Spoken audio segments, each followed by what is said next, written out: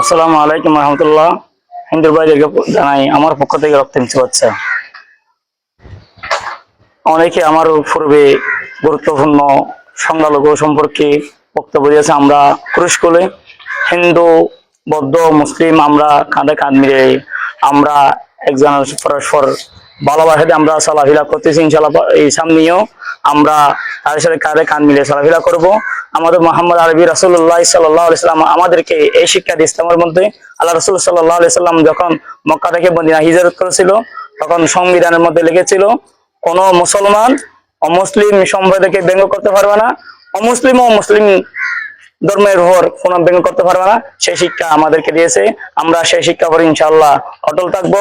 আমরা ইনশাআল্লাহ আপনাদেরকে সংখ্যালঘু ভাইদেরকে সার্বিক সহযোগিতা করব। আপনাদের উপর কোনো অসুবিধা হলে আমাদের সাথে যোগাযোগ করবেন।